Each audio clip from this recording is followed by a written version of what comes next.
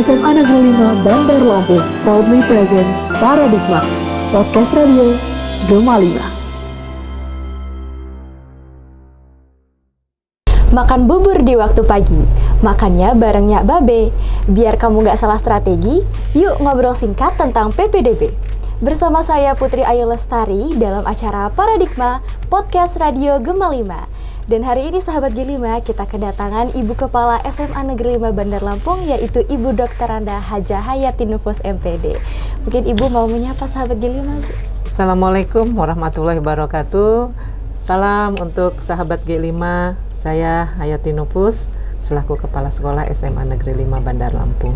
Oke, baik Ibu. Sebelumnya Putri ingin bertanya-tanya dulu nih Bu, bagaimana keadaan Ibu hari ini? Apakah baik atau bagaimana, Bu? Alhamdulillah, saya khususnya sangat baik ya, setelah kita semua mungkin warga SMA 5 setelah melaksanakan libur weekend yang sangat panjang ya, tentunya menjadi energi lah ya, energi positif untuk bisa beraktivitas lebih baik lagi.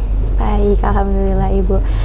Mungkin Putri ingin mengucapkan terima kasih banyak Ibu sudah mampir ke sini dan menyempatkan waktu untuk ngobrol singkat tentang penerimaan peserta didik baru. Tapi sebelum itu Bu, kan kita udah melaksanakan penilaian akhir semester ya Ibu ya. Kalau kata anak-anak zaman sekarang itu war is over Bu, karena ulangannya udah selesai gitu kan. Nah kalau di SMA Negeri 5 sendiri Bu, sekarang sedang ada kegiatan apa gitu Bu setelah adanya ulangan? Di SMA 5 seperti kita sudah menjadi suatu hal yang rutin. Jadi setelah penilaian akhir tahun ini, anak-anak kan penat ini ya, setelah ulangan, apalagi ini sudah menyangkut mau kenaikan kelas, tentunya udah kepalanya aduh gitu ya, udah penat. Nah kita adakan suatu momen yang mana untuk anak-anak bisa berlaga di arena olahraga juga, kemudian ada game-game juga, dan banyak lagi kegiatan-kegiatan yang diadakan oleh OSIS SMA Negeri 5 dalam rangka class meeting ini. Iya, baik Bu. Dan memang lagi ramai ya Bu ya keadaannya, sangat sukacita setelah adanya ujian gitu. Baik, kita mungkin bisa masuk ke penerimaan peserta didik baru. Kalau di SMA Negeri 5 Bandar Lampung sendiri nih Bu, kapankah bisa dimulai atau diselenggarakannya PPDB ini sendiri Bu? Ya, SMA 5 sama lah semuanya di Provinsi Lampung. Kita mulai PPDB ini dimulai dari jalur afirmasi. Kuotanya adalah paling sedikit adalah 15% dan dimulai tanggal 12 sampai 13 Juni tahun 2023. Mungkin kalau ada teman-teman semua yang mau mendaftar dan mungkin tidak mau ke sekolah gitu ya Bu karena ribet, apakah ada situs web yang bisa dijangkau atau bisa ditelusuri untuk info-info yang lebih dalam lagi Bu? Bisa, jadi untuk pendaftar ini tidak harus berbondong-bondong datang ke SMA 5 karena kita kan PPDB ini sistemnya adalah online ya. Jadi cukup saja daftar di rumah ya, di rumah dilihat di situsnya adalah http://lampung.siap-ppdb.com. Jadi semua itu bisa terbuka aksesnya, baik untuk di Bandar Lampung itu sendiri atau mungkin Provinsi Lampung. Baik Ibu, dan juga ada juknisnya ya Bu ya? Ada, tentunya ada. Jadi di situ sudah sangat lengkap ya juknisnya, terus seperti apa pendaftarannya, kuota yang disediakan. Tiap-tiap sekolah kan tentunya berbeda. Nah, silahkan aja. Baik Ibu, kalau seperti yang Putri baca di juknisnya ya Bu ya, ada namanya itu real time dalam kurun waktu 12 Juni sampai 17 Juni 2023, itu proses real time. Mungkin ada penjelasan yang bisa memberi informasi nih ke teman-teman yang mau mendaftar, apa sih sebenarnya proses real time itu sendiri? Baik Putri, real time itu artinya adalah sebuah sistem ya, otomasi seleksi PPDB, mulai dari proses pendataan, proses seleksi hingga pengumuman hasil seleksinya itu dilakukan secara online dan itu berbasis waktu nyata atau pada saat itu. Maka itu karena berbasis pada waktu, katakanlah prosesnya adalah disebut real time ya gitu.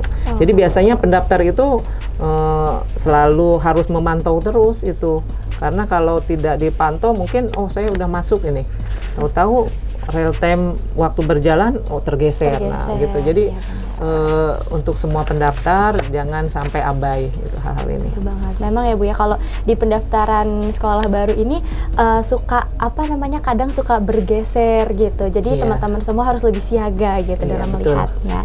Dan juga kalau kita berbicara soal persyaratan, apakah ada persyaratan khusus atau persyaratan yang bagaimana gitu Bu tentang PPDB di SMA Negeri 5 ini?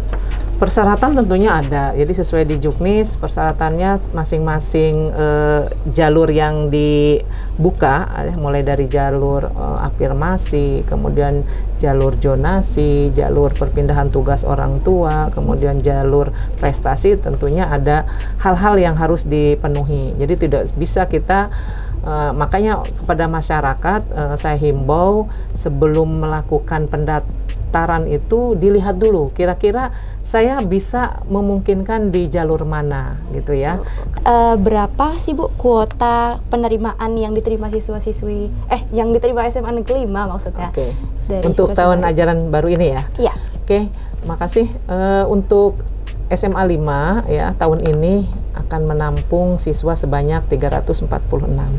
Itu dibagi untuk 10 kelas atau 10 rombel. Ya, dibagi dari 4 kategori. Yang pertama, jalur afirmasi itu kuotanya hanya 11%. Itu paling sedikit. Jadi kalau suatu sekolah mungkin memungkinkan untuk lebih dari itu bisa aja. Namanya paling sedikit kan gitu. Kemudian zonasi adalah 50% dari daya tampung siswa. Ya, jadi kalau ada 346 ya dibagi 2 lah. Itu yang akan diterima lewat jalur zonasi. Nah, untuk zonasi itu sendiri sekarang ada perbedaan dari tahun lalu. Kalau tahun lalu kan zonasi itu hanya satu pilihan. Nah, sekarang jangan salah pilih. Pemerintah memberikan 2 pilihan untuk bisa diambil gitu loh. Jadi bisa jadi kan mungkin pilihan 1 nggak terima, bisa jadi di pilihan 2. Jadi itu tolong dimanfaatkan. Jangan sampai saya sudah pede bener ini di pilihan 1 gitu. Kan kita nggak tahu. Jadi silahkan ada 2 pilihan yang bisa dipilih untuk jalur zonasi. Kemudian jalur prestasi ini kuotanya adalah prestasi ini 15%. 15% juga itu tentunya dari kuota yang kita sediakan itu akan dibagi juga 2. Ada yang jalur prestasi akademik dan juga prestasi non akademik. Nah, ini harus jadikan pertimbangan. Jadi kemudian ada kuota untuk perpindahan tugas orang tua. Nah, ini kuotanya sedikit memang 5%.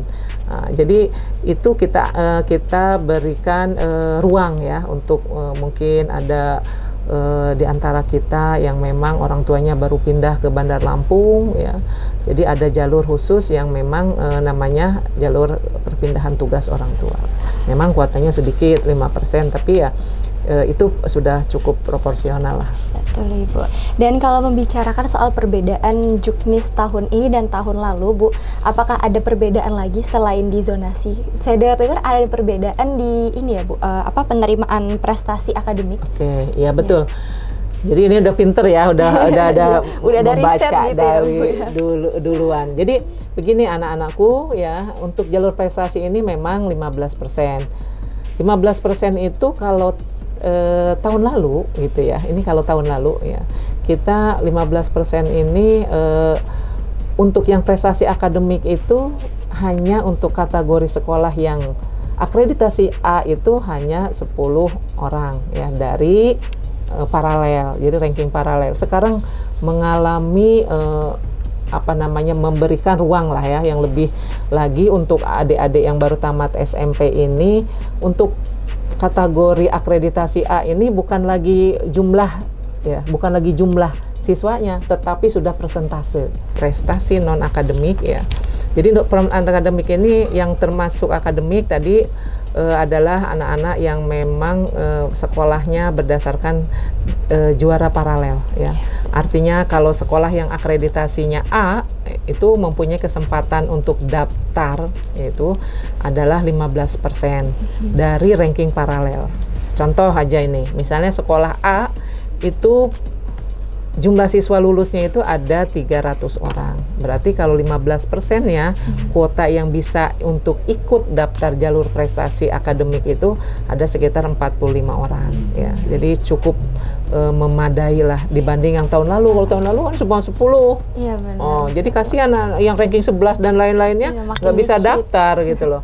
Nah, kemudian jalur yang untuk akreditasi B itu kuotanya adalah 10%-nya secara paralel juga. Jadi kalau jumlah sekolahnya meluluskan 200 orang, ya berarti 10%-nya 20 orang berhak untuk ikut daftar di jalur prestasi akademik. Nah, untuk yang akreditasi C-nya adalah 5%-nya saja. Kemudian yang untuk non-akademik tadi ada ditanyakan ada berjenjang dan tidak berjenjang. Itu mungkin perbedaan dari salah satu perbedaan untuk PPDB tahun ini. Tentunya pemerintah memberikan penghargaan lah ya untuk anak-anak yang memang prestasinya berjenjang. Tentunya kalau berjenjang nilainya akan lebih tinggi dibandingkan yang tidak berjenjang. Apa sih berjenjang itu gitu kan ya? Oh kan nanti berjenjang itu apa yang dimaksud berjenjang? Misalnya dia itu juara bulu tangkis tingkat provinsi, dia ada nggak juara dulunya di kotanya gitu? Karena nanti yang diambil Putri, yang diambil itu hanya salah satu. Nggak boleh dia misalnya banyak piagamnya nih, juara kecamatan, juara kabupaten, juara kota, atau mungkin juara nasional. Tiap-tiap itu kan ada nilainya nih. Juara kota ada poinnya, juara provinsi ada, juara nasional ada juga. Tidak seperti itu. Tetap yang diambil adalah nilai yang paling tinggi. Nah, itu yang harus masyarakat pahami ya. Apa yang diantara semua yang pernah diikuti lomba itu mana yang paling tinggi, itu saja, cukup satu saja yang didaftarkan atau yang diinputnya ya. Jadi tidak merupakan penjumlahan atau ya nanti jadi gede dong ya. Jadi banyak Itu ya, itu yang udah berjenjang. Atau mungkin dia ikut bulu tangkisnya tadi tidak berjenjang tadi ya, misalnya dia bergu, misalnya bergu, tentunya lain nilainya juga. Jadi satu yang bergu daripada yang perorangan itu akan lain ya. Itu mungkin yang harus dipahami, bahwa masyarakat tentunya kadang orang tua kan tidak baca juknisnya, akhirnya dia dimasukin semua. Saking anaknya banyak prestasinya. Gitu. Misalnya dia lomba pidato kan ya, saya lomba ini semuanya dimasukin, atau olahraganya semua, dia kan bisa jadi anak itu seneng Banyak olahraga karate gitu ya, dia juga berprestasi di softball apa jadi jangan satu aja ya. Oke, baik Ibu. Kalau misalnya itu kan yang non akademis ya Bu ya. Nah, kita di sini membahas juga tentang yang teman-teman yang punya hafalan Al-Qur'an atau bisa disebut tahfiz Qur'an. Apakah ada jalur lain atau mungkin poin tersendiri untuk teman-teman gitu? Kita yang prestasi non akademik itu termasuk yang hafal Al-Qur'an. Jadi bukan hanya yang olahraga dan lain-lain, enggak. Yang hafal Al-Qur'an itu namanya jalur tahfiz, masuknya ke dalam kategori PPDB-nya adalah prestasi non akademik. Tentunya kita hargai ya, 1 juz itu hafalan Al-Qur'annya dengan poinnya 40 ya.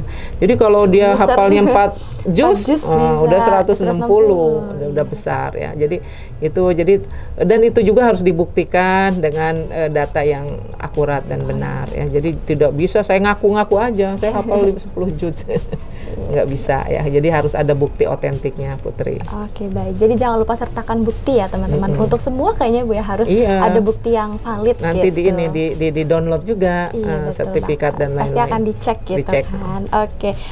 Kembali lagi ke beberapa jalur yang bisa kita lewati nih Bu untuk masuk ke SMA Negeri 5. Untuk jalur afirmasi sendiri Bu, itu apakah memang hanya untuk teman-teman yang ekonominya agak lemah gitu atau ada apa kriteria lain gitu Bu? Enggak, memang pemerintah memberikan ruang ya untuk jalur afirmasi itu untuk jalur orang-orang yang memang secara ekonomi lemah ya. Jadi di situ jangan yang mampu masuk ke situ karena nanti ada dibuktikan. Jadi untuk yang jalur tidak mampu ini Putri ada persyaratannya. Jadi nggak bisa nggak bisa nanti saya mau masuk ini gitu ya, asal-asal gitu ya. Oh saya karena ngerasa nggak mampunya kalau tidak dibuktikan dengan data yang akurat, tentunya nanti tidak pasti ditolak. Nah, karena untuk lewat jalur ini peserta itu harus punya kartu Indonesia Pintar yang pertama. Kemudian yang kedua kartu Keluarga Sejahtera KKS, dan yang ketiga adalah kartu Keluarga Harapan ya. Itu harus disertakan nanti buktinya ya gitu. Jadi nggak bisa, kalau karena nggak bisa ikut jajan teman jadinya kurang mampu, itu nggak bisa ya Bu ya? Nggak bisa. Harus ada banyak bukti juga yang valid. Aku nggak mampu Iya, sekarang kan terkadang gitu. suka disalahgunakan Nanti ya, Ibu juga ya? kita tidak bisa hanya saya sudah masukkan data, kita tetap akan check and recheck. Jadi nanti disurvei. Oh, ada survei juga ya Bu iya, ya? nanti misalnya kalau pagi dia daftar karena ini real time tadi, nanti kita petugas dari yang ditunjuk dari sekolah, kalau data itu sudah masuk, kita akan survei. Betul nggak datanya? Kita akan sangat berani untuk mencoret pendaftar tersebut kalau kenyataannya di lapangan dia tidak seperti yang tertera dia mau masuk. Bisa jadi kan orang mampu juga punya salah satu kartu itu gitu loh. Tetap kita punya bukti di lapangan itu yang lebih akurat gitu ya. Jadi tetap ada survei dan ada pengecekan kembali ya Ibu ya. Betul. Oke, baik Ibu, kita mungkin agak beralih ke jalur selanjutnya, yaitu jalur perpindahan tugas orang tua gitu Bu. Apakah ada peraturan yang mengatur tersendiri gitu Bu atau? Ada. Jadi di situ kan diberikan ruang ya untuk jalur pindah orang tua itu 5% saja. Jadi kalau 5%, tadi tinggal dihitung aja dari 346, 5%-nya berapa orang, gitu. Dan itu kita peruntukkan untuk syarat-syaratnya adalah ada SK perpindahan orang tuanya ya. Jadi perpindahan tugasnya ke Bandar Lampung ya. Jadi ada SK-nya. Kita akan cek dan kita cek juga ke lapangan. Jadi nggak bisa hanya di download aja kita enggak.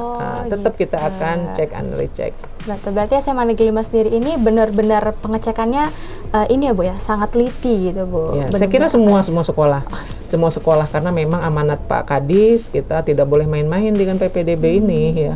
Jadi harus data yang masuk itu kita cek ulang. Seperti zonasi aja Putri itu harus tidak hanya semerta-mata ngirim kakak. Enggak, kakak itu akan kita verifikasi dengan instansi yang berwenang. Kita punya kerjasama dengan Disduk Capil. Jadi di situ ketahuan nanti kakak ini kan persyaratannya untuk zonasi ini adalah kakaknya harus berumur 1 tahun. Oh iya, itu juga yang menjadi perdebatan. Nah, 1 tahun. Jadi kalau dia atau mungkin ngebohongin kartunya, nanti ketahuan ya. Akan ada verifikasi dari Disduk Capil nanti. Oh ini tidak masuk kategori yang ditentukan gitu ya. Jadi saya kira kita akan berusaha untuk sesuai dengan apa yang dimintakan ya oleh pemerintah, karena memang ini semuanya menyorot ya, karena ini kan terbuka semua. Data kita ini bisa dibuka, siapapun bisa buka. PPDB SMA 5, PPDB SMA 7, misalnya SMA 10 itu ketahuan pendaftarnya. Jadi makanya orang-orang tua tentunya apalagi yang ingin masuk pakai jalur prestasi akademik dilihat dulu. Betul. Jangan mungkin hari-hari pertama daftar gitu. Dicek dulu. Sekolah ini berapa sih nilainya gitu ya. Kalau zonasi kan mungkin agak sulit ya kalau karena jarak gitu loh. Kalau yang prestasi, itu yang prestasi terutama orang tua itu jangan anaknya pengen SMA 5 tapi nilainya misalnya tidak masuk. Nah, cari sekolah. Karena untuk prestasi itu boleh tidak dalam satu zona ya, untuk bisa pindah zona gitu loh. Jadi yang penting adalah anak ini kemana yang akan dia mau, terus sesuaikan. Kalau mau pakai prestasi, kalau nggak masuk ya buat apa sesuai gitu dengan loh. persyaratan sekolah masing-masing juga ya Ibu. Lihat juga pendaftarnya, misalnya ke SMA 5 nilainya di atas yang dia punya, walaupun dia bisa daftar, kalau kira-kira akan tersingkir ya cari sekolah yang memang bisa nampung nilai dia. Gitu loh. Jadi saya kira kalau masyarakat cerdas bisa mengupdate apa yang ada di online nanti, peluang untuk bisa masuk itu anak kita bisa lebih banyak ya. Betul. Jadi jangan sampai maunya sini SMA 5. Iya, jangan terlalu terpaku dengan kemauan ya, Bu. Iya, jadi sesuaikan juga dengan kenyataan lah. Betul. Misalnya rumahnya jaraknya 5 kilo. Mau daftar ke sekolah yang jauh banget jauh kan? banget, walaupun agak pilihannya 2 misalnya ya. Tapi ingat ya, itu pilihan 2 itu zonasi dalam satu zona. Oh iya. Nah, misalnya zona SMA 5 di mana aja kecamatannya? Yang pertama adalah Kecamatan Sukarame. Kemudian Waihalim, kemudian Tanjung Senang, Kedamaian, nah itu boleh daftar, kemudian Jatimulyo, ya. Jadi ada 6, ada 6 kecamatan yang dalam satu zona SMA 5 gitu loh. Jadi silahkanlah masyarakat ya dicek, saya bisa nggak, bisa daftar misalnya, ya. Tapi 5 kilo bisa nggak 5 kilo masuk? Lihat. Jadi daftarnya kalau saran dari saya mungkin ya jangan terlalu terburu-buru daftar di hari pertama gitu, dicek dulu berapa sih pendaftarnya, kemudian kuotanya juga dicek, berapa SMA 5 nerima siswa kan gitu. Itu juga kan akan pengaruh terhadap kemungkinan besar anak kita diterima atau tidak. Harus banyak cek ombak, Bu, kalau kata zaman ya anak-anak muda ya. Iya, cek ombak, guys. Cek ombak dulu, berapa sih SMA 12 misal jaraknya, SMA 5 berapa, saya berapa. Nah, itu tentunya jaraknya juga bukan jarak map loh, Putri. Ada perbedaan juga ya, Bu? Ada, jaraknya adalah foto udara. Jadi yang diambil bukan map. Misalnya kalau pakai map kan mungkin saya jaraknya dekat ini misalnya. Ternyata setelah jarak foto udara agak geser, pasti beda lah ya. Jadi bukan jarak yang kayak kita pesan Gojek gitu kan ya. Kita beda, pesan teman-teman. Maxim ya. Ini jaraknya adalah berdasarkan foto udara. Kita kerjasama dengan PT Telkom. Bagaimana kalau misalnya seandainya ada kakaknya ini bermasalah kayak terkena terbakar gitu, mungkin karena ada bencana alam atau bencana sosial gitu, Bu? Ada, pemerintah memberikan ruang ya. Jadi boleh daftar pakai domisili untuk yang kategori gitu. Jadi dan ingat ya, ini tidak semua orang karena ini di sini di Juklaknya ada boleh domisili, semua ngaku bawa surat domisili semua. Enggak, yang domisili itu hanya yang satu ya, ada dampak sosial. Dampak sosial itu apa saja? Mungkin kebanjiran, kakaknya hilang atau rumahnya kebakaran. Nah, itu silahkan memakai domisili. Pada akhirnya juga nanti kan kita akan cek dengan di Dukcapil. Ketahuan kalau di Dukcapil, kalau anak ini memang walaupun kakaknya nggak ada, kebakar, domisili pakai alamat tersebut, ketahuan dia memang punya kakak sebelumnya di situ gitu. Jadi jangan takut lah. Oke, baik. Mungkin pertanyaan selanjutnya juga ini banyak ditanyain, Bu, karena ada anak kandung dari guru gitu, Bu. Apakah ada jalur yang khusus atau memang sama aja dengan yang lainnya gitu, Bu? Kalau jalur anak guru itu tidak ada. Jalur itu kan sudah jelas. Ada afirmasi, zonasi, perpindahan tugas orang tua, dan prestasi. Ya. Jadi kalaupun anak guru masuknya kemana? Ya itu tadi jalur perpindahan tugas orang tua. Tapi pada akhirnya juga ya jaraknya.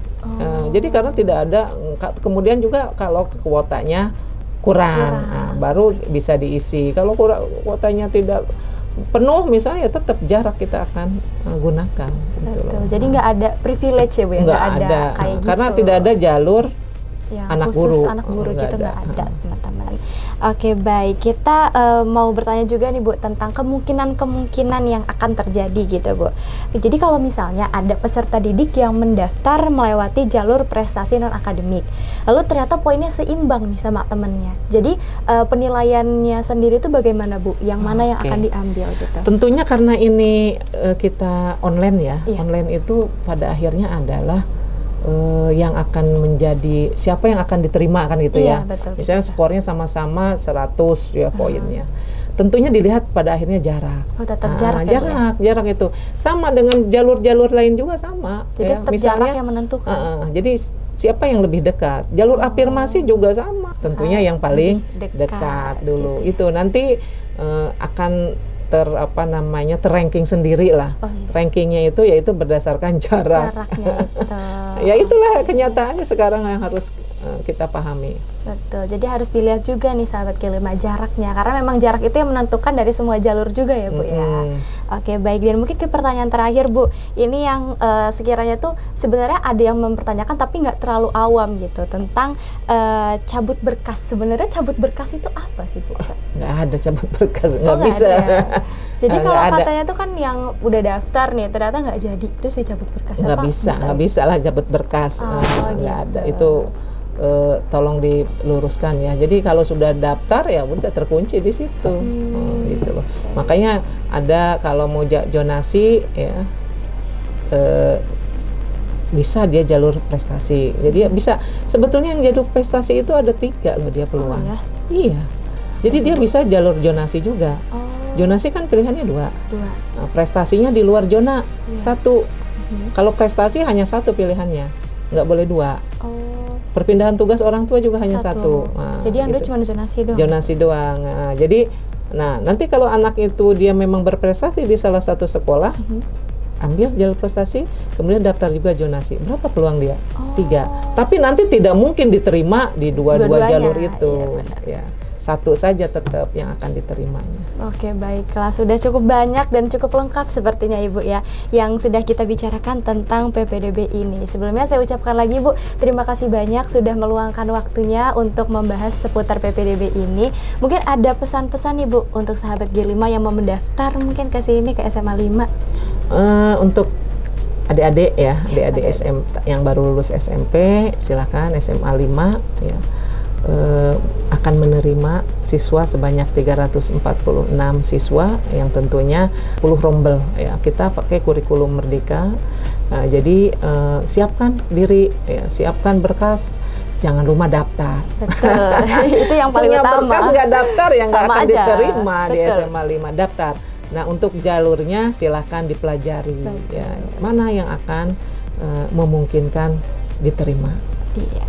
Dan juga untuk sahabat G5 ataupun teman-teman semua nih yang mau mendaftar tapi mungkin ada yang kurang jelas gitu, bisa hubungin aja nomor ini yaitu di 0812 7984 6030. Di sana ada bisa bakal dilayani tentunya dengan para operator SMA Negeri 5 sendiri yang sangat ramah tentunya ya, dan aktif 1 kali 24 jam tentu.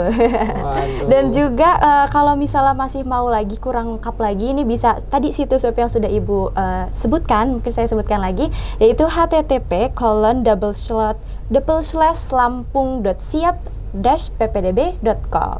Dan juga nih sahabat G5 semua, juga adik-adik mungkin yang menonton ya, tetap harus bijak bersosial media tentunya. Sebar karya bukan mencela, dan juga sharing dulu baru sharing tentu. Nah, kita mungkin ke pantun penutup ya Bu ya, karena Putri ada pantun nih. Untuk penutup, Putri punya pantun sahabat G5. Minggu pagi ke Kalianda, diantar Irwan, dijemput Gilang. Yuk cermat mendaftar SMA untuk masa depan lebih gemilang. So ya, mungkin pada hari ini sampai sini saja paradigma kita. Dan terima kasih yang udah menonton. Jangan lupa like, komen, dan subscribe. Dan sampai ketemu di paradigma selanjutnya. Bye-bye.